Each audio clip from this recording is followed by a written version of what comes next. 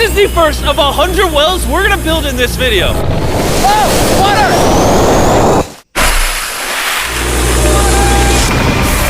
Oh, crap! You just witnessed a small village in Kenya get access to unlimited clean drinking water in less than a second. One down, 99 more wells in Africa to go. You're gonna love this video. Combined, these 100 wells are going to give around 500,000 people fresh water to drink. And after building some more wells on this side of Kenya, we flew south to the school system of Nairiri. And let's just say, they were really happy to see us. How's it going? Was not expecting this. Thank you for the welcome. I'm not even sure how to react. I appreciate it, everybody. This village threw a welcome ceremony upon our arrival, and Nolan got really into it. Nolan's the most awkward person I've ever met, and that's a lot coming from me. And after being shown around the school, Here comes our guest. How's it going? Oh, you having a good day? It's nice meeting you. one of the teachers showed me where the students currently get their water, which is from this river. That's extremely unsafe to drink. This is where your students used to get water from? Yes. This is crazy. Yeah. You know, students complaining of diarrhea, infections like typhoid, because this is the water we've been using. So we try to treat, but you see, look at it, you know, but at the end of the day, life has to move on. You have to get some water anyway. This situation is obviously extremely sad. These children's lives are being limited and sometimes cut short from being forced to drink unsafe water. But at least for this village, we're gonna put an end to it right now. I don't think this John's gonna fit. I'm a big head. Let's see if we can find some water. Whoa, whoa.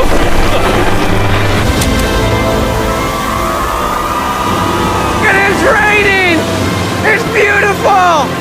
After the water comes out of the ground, it's fed into enormous barrels like this one. And once they're built into the water towers, all of the neighboring villages will not only have clean drinking water, but a pressurized water source as well. Which, in short, means no more doing laundry and unsafe water. And pull! On a scale of 1 to Nolan's mom, how heavy is it? Nolan's mom times 2. Oh, God. Dude, I'll push you off of this.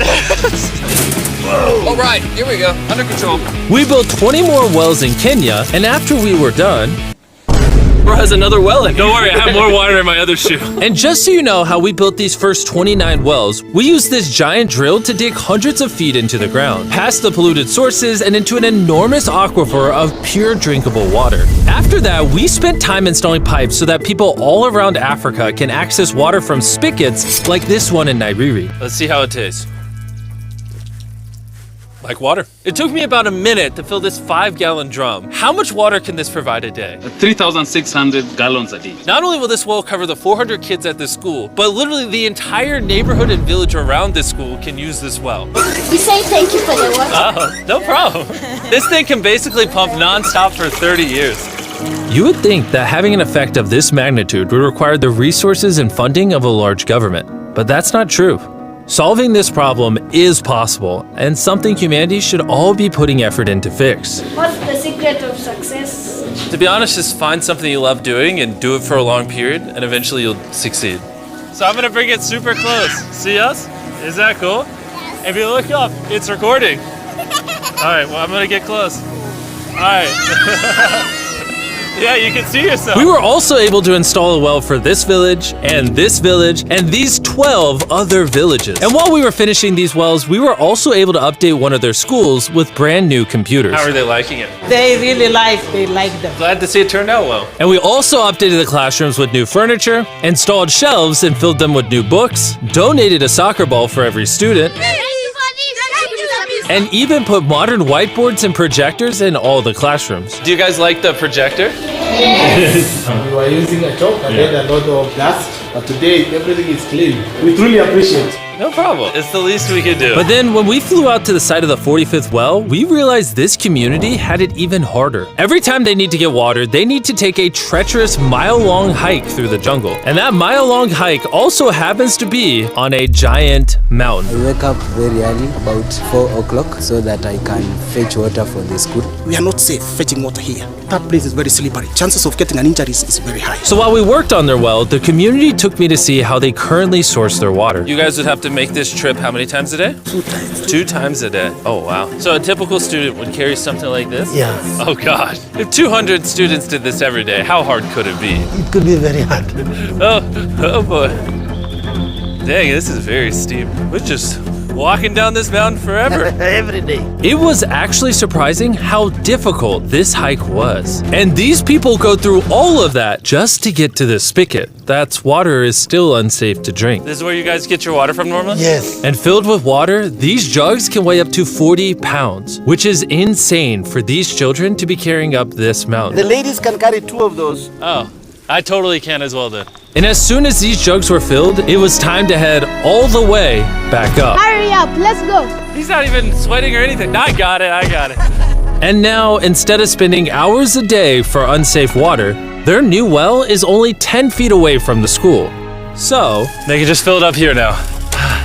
I'm too tired. and so we were on our way to the next village where we built our 46th well, but we ran into a little problem. We found out that this village is divided in half by this huge, dangerous river. It may not look like much now, but when the rainy season comes, the water comes up this high and literally swallows this bridge. And why this bridge is such a big deal is the village is over there, the hospital and schools are over there, so they're crossing this bridge multiple times a day. Despite how dangerous this bridge is, it's their only option. This river, when it is swollen, it can sweep away people, students, or even animals. In the recent past, we have lost about 3 people trying to cross this river. This loss of life is insane and absolutely unacceptable. The moment we heard about this, we knew we had to help. So while we started work on a new bridge that would let them reach their well, we then traveled over 2,000 miles from Kenya to the country of Zimbabwe.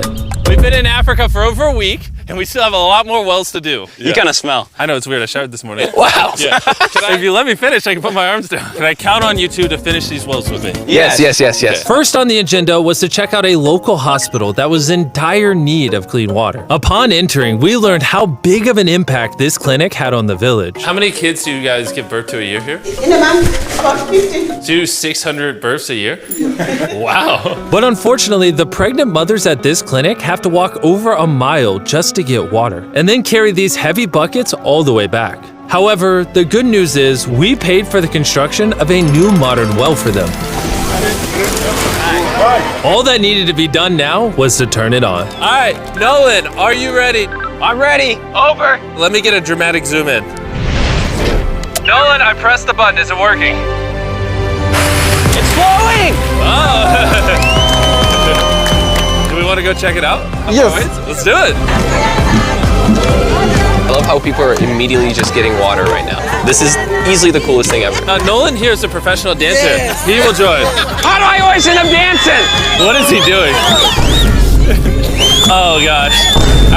I won't make you watch this anymore. Besides ensuring access to clean water, a lot of the students at this village lack transportation. So we decided to give all of them new bicycles. I know it looks like a lot of kids, but we bought a lot of bikes. Full disclosure, I don't know how to ride a bike. Jimmy only knows how to give away bikes. Never learned how to ride one. Let's break in all the new bicycles. 3, 2, 1, go! Oh, everyone's passing me. Be careful, I don't know how to ride a bike. I don't want to hit anyone. You want to ride it? All right, go for it, little man. Okay. And after giving away the bikes, we continue building wells until we reach Well number 69. This solar-powered well is specially designed to aid the farmers in this village by providing more than enough water for all of their crops and livestock, even during the dry season without any electricity. Each panel is 200 watts. Then it's attached to a pump. That pump can pump 5,000 liters every hour. Basically, it's unlimited amount of water for this entire village. That's incredible. And after we left Zimbabwe, we wanted to continue to give water to communities all across Africa. So we built more wells in Uganda, Somalia, and Cameroon. If you want to see more of what we did in Cameroon, there's a whole video about that coming soon on the Philanthropy channel. Spending time in these villages really made me reflect on the importance of building wells, how it brings water to farms to feed the hungry, how it provides clean conditions for hospitals, and most importantly, how it helps the children of this next generation live long, healthy lives and build the future for all of these communities. We await a new dawn of clean drinking water. Water is life. And with some help from the locals, we finally finished a new bridge that this community can use for the next 100 years. Lives have been saved, families will come together, the worries will be gone. The 100 wells we built in this video will change a lot of lives. but not enough. Which is why before you go, I want to urge you all to go to beastphilanthropy.org/wells or click the link in the description and donate money if possible. We're literally not profiting a dime off this video. 100% of the money we raise is going to go towards building more wells like you saw in this video all around the globe. I know it's weird that a YouTuber has to do all this stuff, but someone's got to do it. And if no one else is, we're going to do it. As you can tell, it really does change the lives of the communities where we build them. And finally, well 100. Oh my God, I'm so sorry.